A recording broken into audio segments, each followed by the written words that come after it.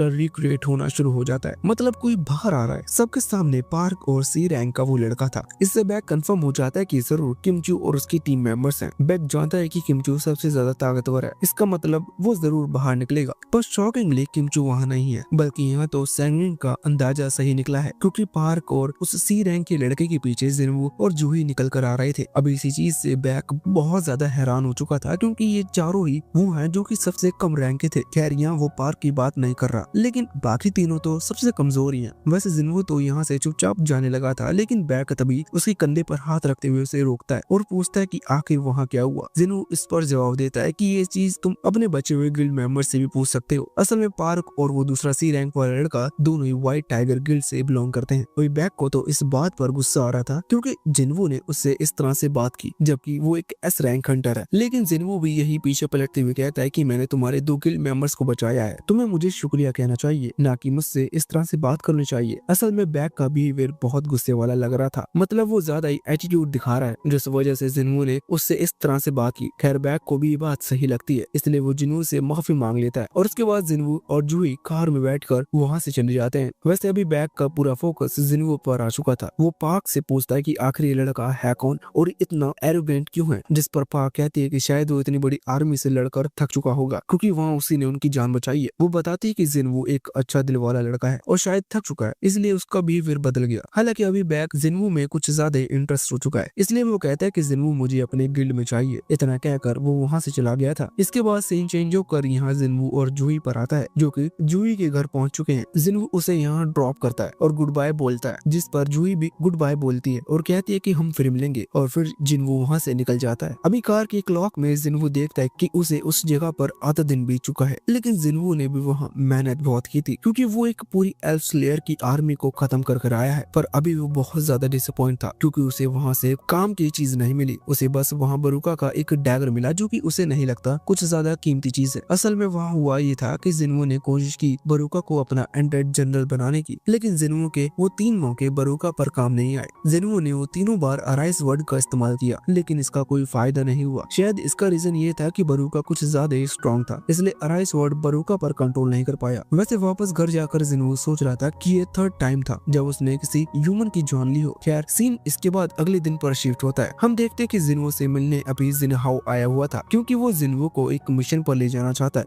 वैसे यहाँ जिनवू जिनहाओ से कहता है कि एक और ऐसा पर्सन है जो कि उनके साथ जाना चाहेगा। इसके बाद उनकी गाड़ी सीधा जूही के घर के सामने आकर रुकती है। वो जूही को भी बुला लेते हैं, लेकिन जिनहाओ अभी हैरान था, क्योंकि जिनवू और जूही कुछ ज्यादा ही क्लोज हैं। वैसे तभी जिनवू जूही से पूछता है कि क्या वो रात को ठीक से सो पाई, जिससे जिनहाओ और ज्यादा हैरान हो जाता है, क्योंकि वो इन सब बातों का कुछ और ही मतलब निकाल रहा था, जबकि जिनवू ने ये नॉर्मली पूछा था, क्योंकि वो इतने खतरनाक लड़ाई से वापस लौट कर आए थे, इसलिए नॉर्मल सी बात है, कोई अच्छे से कैसे सो पाता। पर जिनहाओ इसका अलग मतलब निकाल चुका है। वो जिनवू को समझाते हुए पूछता है कि क्या उसे ये बात पता है कि जूही अंडर एज है। इस पर जिनवू कहता है कि हाँ, पर इससे क्या फर्क पड़ता है। ये सुनकर जिहाओ इस बात का बहुत ही ज्यादा गलत मतलब निकाल लिया था। वो समझ चुका था कि जिनवू शायद हमारे सब्सक्राइबर की तरह कुछ ज्यादा ही खुले विचार का आदमी है। अब यहाँ से अगला एपिसोड या यूं कह लो अगला पार्ट शुरू होता है। ये बाद में मैं तुम्हें इसलिए बता रहा हूँ क्योंकि हमने पिछले एपिसोड के साथ इस पार्ट को ऐड कर दिया है। तो अभी इस पार्ट की शुरुआत में वो तीनों कार से सीधा उस डंजन पहुंच चुके थे जहाँ के लिए वो निकले थे। यहाँ डंजन में आकर जिनवू ने अपनी अनडेड की आर्मी को बाहर निकाल लिया था, जो कि उन सभी मॉन्स्टर को मारते जा रही है। अभी जिनहाओ को अपनी आंखों पर यकीन नहीं हो रहा था, क्योंकि उसने आज तक ऐसी चीज नहीं देखी। वो जिनवू से इस चीज को लेकर सवाल करता है, तो जिनवू बताता है कि ये आर्मी उसकी पावर का हिस्सा है। हालांकि जिनहाओ के लिए ये बात मान पाना बहुत मुश्किल था। हम देखते हैं कि कुछ ही देर में जिनवू की आर्मी उन सभी मॉन्स्टर्स को खत्म कर देती है। अब बस काम बचा हुआ था, तो वहाँ उन लोगों को क्रिस्टल की माइनिंग का मतलब उन्हें वो क्रिस्टल निकालने थे, जिसमें अभी जिनवू की आर्मी मदद कर रही है। अभी जिनहाओ कह रहा था कि वो जिनवू की आर्मी से नहीं लड़ सकता। उसे डर है कि जिनवू इतना ज्यादा ताकतवर है कि आखिर वो उसे वो क्रिस्टल क्यों देगा। मतलब जिनहाओ ने तो कुछ भी नहीं किया, फिर वो क्रिस्टल शेयर क्यों करेगा। लेकिन जिनवू ऐसा नहीं है, वो सिर्फ बुरे लोगों के साथ बुरा बनता है। अभी जिनवू का एक ही सोल्जर आकर वो क्रिस्टल जिनहाओ के साथ शेयर करने लगा था, ये बताने के लिए कि उसे डराने की जरूरत नहीं, वो उसके दोस्त है। वैसे इसके बाद अचानक ही सीन चेंज होकर एक टूटी हुई शिप पर आता है, जहाँ कुछ डेड सोल्जर्स पड़े हुए थे। ये नॉर्मल ह्यूमन सोल्जर है। वही सामने एक मस्कुलर मैन था जो कि अभी अभी यहाँ आया। वैसे वो जो सोल्जर्स पड़े हुए थे उन्हीं के पास एक जिंदा सोल्जर भी है, जो कि अभी इस आदमी को देखकर डर रहा था। खैर वो आदमी उससे कहता है कि उसे डरने की जरूरत नहीं, वो उसे कुछ नहीं करेगा। पर उस दूसरे सोल्जर को ये बात समझ नहीं आती क्योंकि वो आदमी कोरियन लैंग्वेज में बात कर रहा था और ये सोल्जर कोरिया का नहीं है। हालांकि फिर वो आदमी थोड़ी थोड़ी इंग्लिश बोलते हुए उसे समझाने की कोशिश करता है कि वो एक ह्यूमन है और वो अभी अभी एक डेंजन से बाहर निकला है, उसे अपने घर जाना है।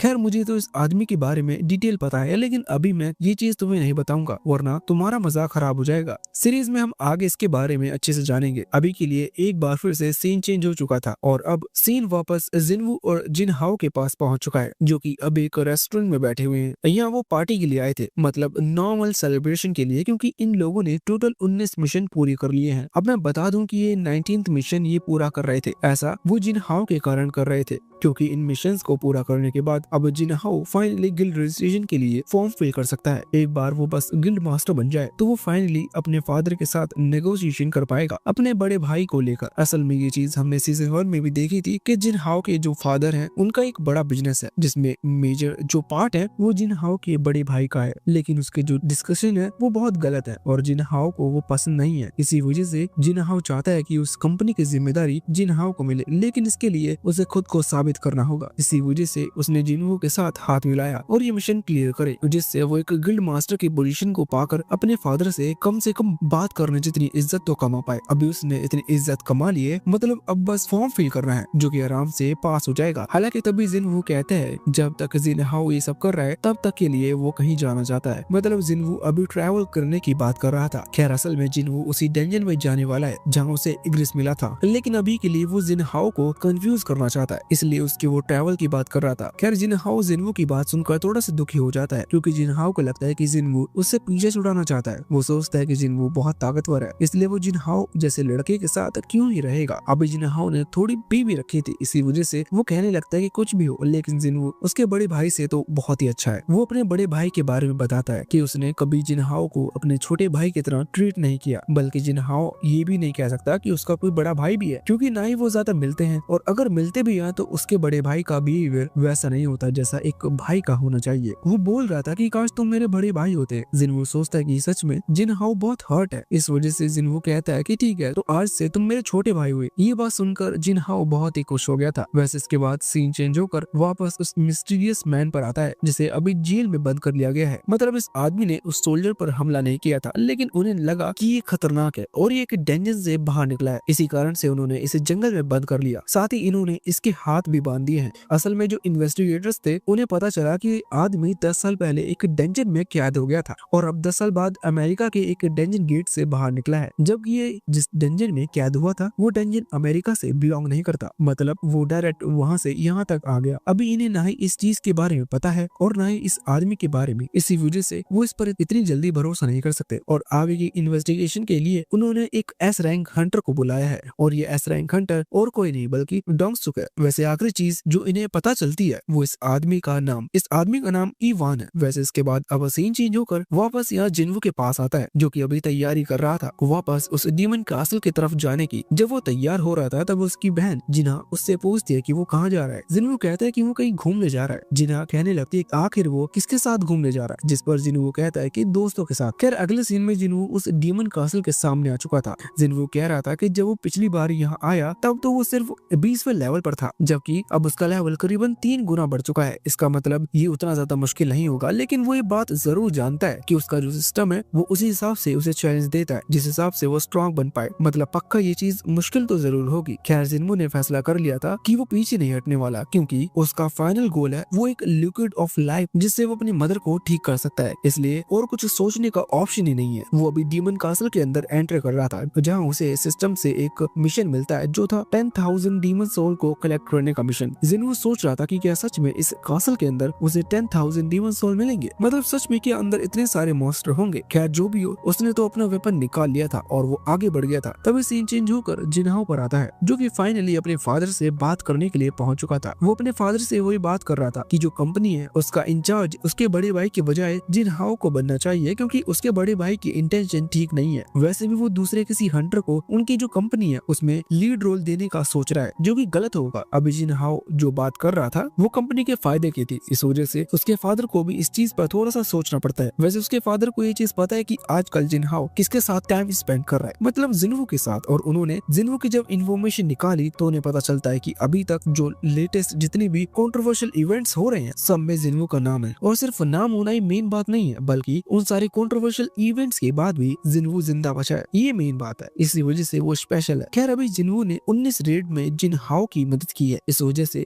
जिनहाओ के फादर जानते हैं कि अब जिन्वू भी एक मास्टर हंटर बन चुका होगा। खैर वो अभी जिनहाओ से कह रहे थे कि तुम्हें पता है तुमने जिन्वू की मदद ली है, जो कि थोड़ा इंसल्टिंग है। मतलब तुम एक पर्सन के भरोसे होकर इस गिल्ड का कंट्रोल पाना चाहते हो। अभी वो जो चीज को गिल्ड कह रहे हैं वही असल में उसकी कंपनी है और ये सेम ही चीज है। अब इसकी बात सुनकर जिनहाओ ने अपना सर नीचे कर लिया था, लेकिन जिनहाओ के फादर जानते कि भले ही जिनहाओ ने जिन्वू का सहारा लिया है लेकिन उसके इंटेंशन गलत नहीं है। इस वजह से वो कहते हैं कि ठीक है मैं तुम्हारी बात मानूंगा और सब कुछ तुम्हारे प्लान की अकॉर्डिंग करूंगा, लेकिन एक शर्त। और वो शर्त थी कि जिन्वू को उनका गिल्ड ज्वाइन करना पड़ेगा। असल में उन्होंने जब इन्फॉर्मेशन निकलवाई तो उन्हें पता चला कि जो व्हाइट टाइगर गिल्ड है वो भी जिन्वू को अपनी गिल्ड में लेना चाहता है। इसलिए उनके हिसाब से व्हाइट टाइगर गिल्ड में नहीं बल्कि उनकी गिल्ड में होना चाहिए। ये सुनने के बाद जिनहाओ ने तुरंत ही इस चीज के लिए हाँ कर दी थी और कह दिया था कि वो जिन्वू से इस बारे में जरूर बात करेगा। इसके बाद सीन चेंज होकर जिन्वू के पास आ गया था, जो कि अभी उस डीमन कासल में आगे बढ़ रहा था। यहाँ का जो पहला फ्लोर था वहाँ जिन्वू ने सभी डीमन को खत्म कर दिया। मतलब उसने डीमंस का एक पहाड़ बना दिया और अभी वो उस पहाड़ के ऊपर खड़ा हुआ है। जिन्वू ने यहाँ उस पर अपनी पावर से उन डीमंस को भी अपनी आर्मी में ज्वाइन करवाने की कोशिश की थी, लेकिन वो इसमें कामयाब नहीं हुआ और इस चीज का रीजन उसे भी नहीं पता। खैर तभी उसके हाथ में एक परमिट आता है जो कि नेक्स्ट फ्लोर पर जाने का है। खैर जिन्वू हैरान है क्योंकि वो एक ही बिल्डिंग के अंदर एंटर किया था, मतलब वही डीमन मेंशन, लेकिन यहाँ ये पूरी एक सिटी की तरह है। मतलब ये जगह बहुत ही ज्यादा बड़ी है। तभी उसके सामने एक लाइट अपीयर होती है जहाँ उसे जाना है। खैर ये सब लंबा रास्ता है और जिन्वू पैदल नहीं जाना चाहता, इसी वजह से वो उस बियर लीडर मतलब टैंक को समन करता है जिस पर बैठकर वो वहाँ तक जा सकता है। खैर अभी उसके सामने और कई सारे डीमंस थे, लेकिन इन्हें उस बियर लीडर ने बहुत ही आसानी से साइड हटा दिया था। अब सीन चेंज होकर सीधा कुछ लड़कियों पर आता है जो कि अभी चाय की तारीफ कर रही थी। चाय अभी स्विमिंग कर रही है। वैसे सीन इसलिए नहीं आया जिससे तुम लोग एंजॉय कर सको, बल्कि ये इसलिए आया क्योंकि ये प्लॉट में है। अभी चाय अपनी चाय की क्वेश्चन को याद करती है। असल में जो चॉय है उसने चाय को बताया कि जो रेड आंट वाला इंसिडेंट है, मतलब कि जो फ्लाइंग रेड आंट मॉन्स्टर है उनके बारे में कुछ वो सीक्रेट रखना चाहता है। मतलब वो इस बात को कॉन्फिडेंशियल रख रहा है। खैर चाय के हिसाब से ये बात पब्लिकली जारी होनी चाहिए जिससे ये लोग इस चीज के लिए तैयार हैं, लेकिन चॉय के हिसाब से वो लोग सब घबरा जाएंगे और वैसे भी इन्हें अभी अपनी गिल्ड को और ज्यादा स्ट्रॉन्ग करने पर ध्यान देना चाहिए क्योंकि इनका गिल्ड सबसे बड़ा डेविस्टिक गिल्ड है। वैसे सीन वापस जिन्वू के पास आ चुका था जो कि एक के बाद एक फ्लोर क्लियर करते हुए जा रहा है। उसने कई सारे डीमंस को खत्म कर दिया, लेकिन करंटली वो डीमन से फाइट कर रहा है। ये बस बी रैंक के डीमंस है, जबकि पिछली बार जब वो इस तरह के मिशन पर आया था, मतलब यही आया था जब उसने सर्बरस से फाइट की, वो एक एस रैंक डीमन था और ये बी रैंक के डीमन मतलब ये कमजोर है। जिन्वू सोच रहा था कि जैसे जैसे वो फ्लोर पर आगे बढ़ता जाएगा तो शायद पावरफुल डीमंस आना शुरू हो जाएंगे, क्योंकि वो पहले भी ये चीज नोटिस कर चुका है। खैर 10,000 डीमन सोल होने में अभी बहुत टाइम बचा है, इसलिए वो पूरी रफ्तार से आगे बढ़ रहा था। वो सिर्फ खाना खाने के लिए और थोड़ी बहुत एनर्जी रिकवर करने के लिए बीच में रुकता है। असल में उसने जिना से कहा कि वो एक हफ्ते में लौट आएगा, इसलिए उसे जल्दी जल्दी इन सभी फ्लोर्स को क्लियर करना होगा और उसके हिसाब से इस जगह पर टोटल 100 फ्लोर्स हैं। वैसे तुम लोग बोर ना हो जाओ, इस वजह से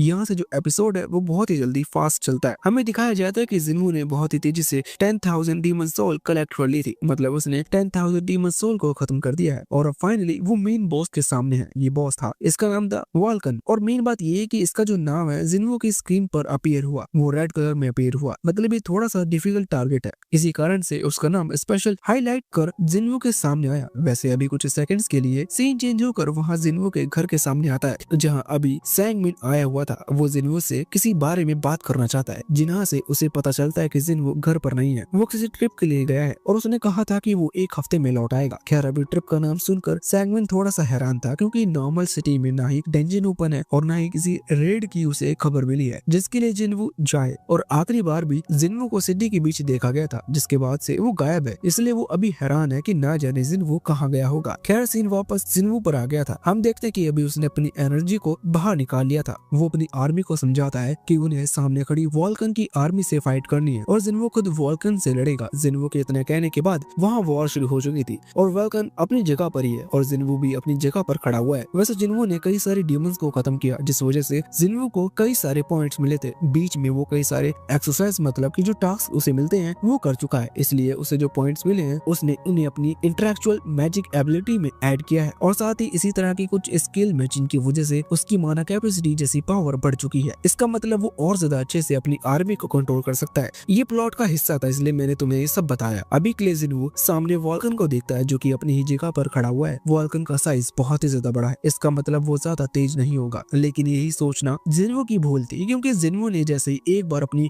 पलक झपकाई इतने में वॉल्कन सामने से गायब हो गया। अभी वो पूरी स्पीड के साथ जिन्वू पर हमला कर रहा था, लेकिन जिन्वू की स्पीड भी बहुत ज्यादा है। इस वजह से जिन्वू ने उसे अपने पास आते हुए नोटिस कर लिया और सही समय पर उसके हमले को डोज करते हुए एक जोरदार पंच उसे दे मारा। खैर इस पंच के कारण वॉल्कन बहुत ही ज्यादा तेजी से दूर फेंक गया था। जिन्वू खुद भी इस चीज से बहुत ज्यादा हैरान हो जाता है और सोचता है कि क्या सच में मैंने कुछ ज्यादा ही पावर का इस्तेमाल कर लिया। वैसे अभी वो खुद की प्रोग्रेस से हैरान है। तभी हम देखते हैं कि वो वॉल्कन फिर से खड़ा हो जाता है और जोर से चिल्लाता है। जिन्वू समझ गया था कि अब वॉल्कन अपनी पूरी पावर का इस्तेमाल करेगा। अचानक ही वॉल्कन बहुत ही तेजी के साथ जिन्वू की तरफ बढ़ता है, उस पर कई हमले एक साथ करने के लिए। जिन्वू ये चीज जानता था, इसलिए वो आयरन को आवाज लगाता है और आयरन अपनी शील्ड जिन्वू की तरफ फेंक देता है। अभी उस शील्ड की मदद से जिन्वू ने वॉल्कन की कई सारे हमले रोक लिए थे। बाद में जिन्वू फिर से वॉल्कन पर हमला करता है और वॉल्कन भी जिन्वू पर हमला करने लगता है। अभी जब एक दूसरे पर ये लोग हमला कर रहे थे, उसी बीच जिन्वू नोटिस करता है कि वॉल्कन उसके मूव को प्रेडिक्ट कर सकता है। लेकिन ये चीज एक तरह से अच्छी थी, क्योंकि जितना ज्यादा पावरफुल ओपोनेंट होगा उतना ही ज्यादा जिन्वू स्ट्रॉन्ग बन पाएगा। अभी ये सोचते हुए जिन्वू वहाँ नॉर्मल अटैक्स के बजाय वहाँ से भागना शुरू कर देता है। वॉल्कन जिन्वू का पीछा कर रहा था। इसी दौरान जिन्वू एक अच्छी सी बिल्डिंग ढूंढता है जो कि लंबी थी और वो उस जगह पर चढ़ने लग जाता है।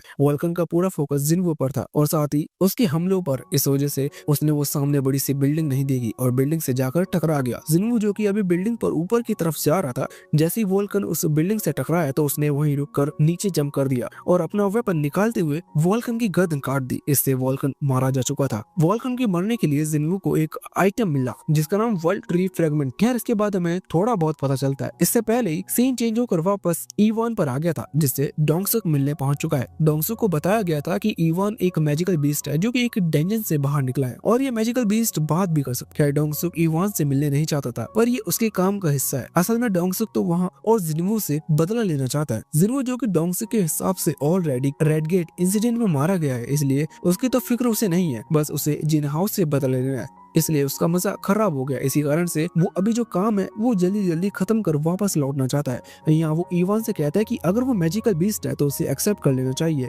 खैर ईवान कहने लगता है कि अगर तुम्हें यकीन नहीं होता तो तुम डीएनए टेस्ट करवा लो, मैं एक ह्यूमन ही हूँ। खैर डोंगसुक उसकी बात पर इतना आसानी से भरोसा नहीं करने वाला। वो वहीं बैठ जाता है और ईवान का वो पेपर वर्क देखने लगता है, मतलब अभी तक की वो रिपोर्ट जो कि ईवान से ली गई है।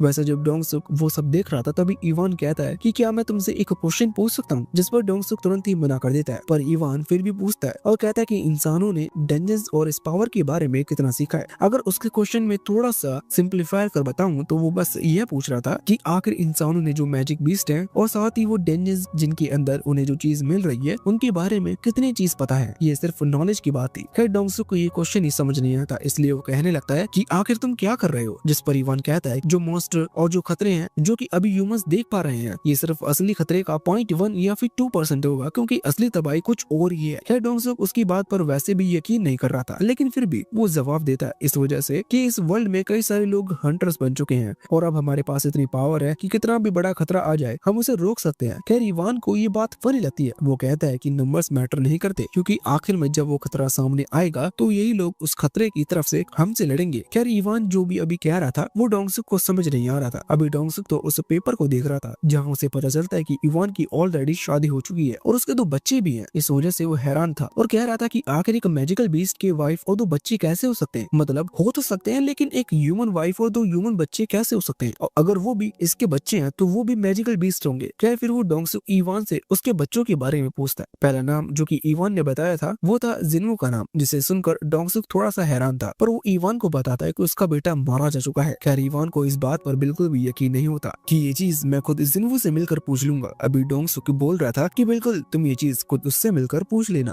उस वर्ल्ड में जाकर जहाँ जिन्वो पहुंच चुका है। अभी ऐसा कहते हुए डोंगसुक अपनी एनर्जी को रिलीज कर रहा था अपना किलिंग इंटेंट दिखाने के लिए, लेकिन वही सामने इवान का किलिंग इंटेंट ज्यादा खतरनाक था। वैसे भी अभी तक इवान शांत था, लेकिन उसकी इस शांति को ये लोग उसकी कमजोरी समझ रहे थे। खैर तभी सीन चेंज होकर वापस जिन्वो के पास आता है, जिसकी आर्मी ने मैडिस को ढूंढ लिया था। मैडिस असल में गाइड ऑफ डीमन सोल्स है, मतलब वो इन डीमन सोल्जर्स को गाइड कर रहा है। अभी जब वो जिन्वो की अनडेड आर्मी को देखता है तो वो घबरा जाता है, जिससे जिन्वो को पता चलता है कि असल में अनडेड भी डर महसूस करते हैं। मतलब जो मैडिस है वो एक अनडेड ही है, लेकिन जिन्वो के हमले के बाद वो भी मारा जाता है। जिन्वो ने उसकी गर्दन काट दी थी। जिन्वो को पता चलता है कि वो मैडिस था, द गार्डियर सोल्स, और इससे जिन्वो का लेवल और ज्यादा बढ़ चुका है। वैसे अब यहाँ से सीन चेंज होता है और अभी तक का जितना भी ये पार्ट था उस पार्ट में सबसे अच्छा सीन आता है, मतलब एक सेटिस्फाइंग सीन। और अब सीन चेंज होकर वापस अमेरिका पर आ चुका था, जहाँ एक सिटी में एक सर्टेन जगह पर आग लगी हुई थी और जो फायर फाइटर वाले लोग हैं वो लोग आग शांत कर रहे हैं। वो जो मेन पर्सन था वो कह रहा था कि अच्छा हुआ कि ये लोग बीच सिटी में आकर नहीं लड़े, वरना ना जाने कैसी तबाही फैलती। असल में डोंगसुक और इवान के बीच में लड़ाई हो गई और उसी लड़ाई के चलते यहाँ ये चीज डिस्ट्रॉय हुई। खैर उसी बीच हमें डोंगसुक को दिखाया जाता है जो कि बहुत ही बुरी हालत में पड़ा हुआ था। अब वो जिंदा है या मर गया ये चीज अभी हमें नहीं पता, लेकिन उसकी हालत बहुत ज्यादा खराब थी।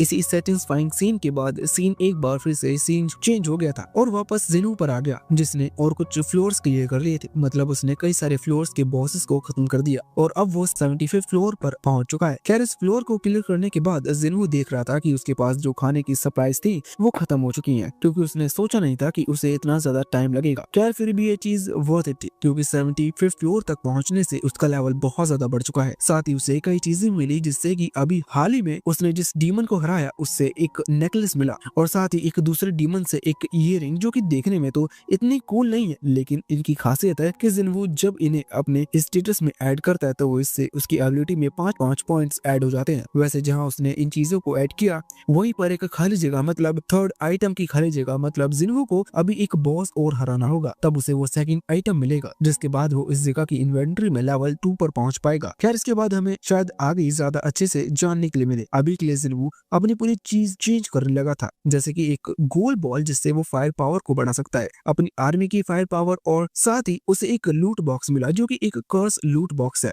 ऐसे ही एक लूट बॉक्स सीजन 1 में मिला उसे, जिससे उसे चाबी मिली। अभी जैसे जिन्वो इस लूट बॉक्स को ओपन करता है तो इसके अंदर से भी एक चाबी निकलती है, लेकिन सिस्टम उसे ये नहीं बताता कि ये चीज किस चीज की चाबी है। ये चीज जिन्वो को खुद ही पता लगानी है, या फिर सिस्टम बताएगा तो शायद वो फ्यूचर में बताएगा। वैसे भी अभी के लिए ये चीज इंपॉर्टेंट नहीं है, इंपॉर्टेंट ये है वो लिक्विड ऑफ लाइफ, या यूं कह लो वो एलिक्सर ऑफ लाइफ, जिसके लिए जिन्वो को 3 इंग्रेडिएंट्स चाहिए थे, जिनमें से 2 इंग्रेडिएंट्स उसे मिल चुके हैं। पहले था वही वर्ल्ड ट्री फ्रेगमेंट, दूसरा था स्प्रिंग वाटर जो कि उसे एको फॉरेस्ट से मिला। वैसे अगर तुम्हें एको फॉरेस्ट नहीं पता तो ये वही वाला फ्लोर था जहाँ जिन्वो की मुलाकात में मैडिस से हुई थी, वही गार्डियर ऑफ सोल जिसकी गर्दन जिन्वो ने काट दी थी। वैसे अब आखिरी तीसरा इंग्रेडिएंट जिन्वो को चाहिए, लेकिन उसके पास अभी खाने की सप्लाई नहीं है, इसी वजह से वो अभी इन डंजन से वापस लौट रहा है। लेकिन वो प्रॉमिस करता है कि अगली बार जब वो वापस आएगा तो इस डंजन को क्लियर कर ही लौटेगा, क्योंकि तभी वो अपनी मदर को बचा सकता है। और इसी के साथ ये पार्ट यहीं पर खत्म होता है। इस वीडियो पर अच्छा सपोर्ट आएगा तो हम एक हफ्ते में इसका अगला पार्ट ले आएंगे।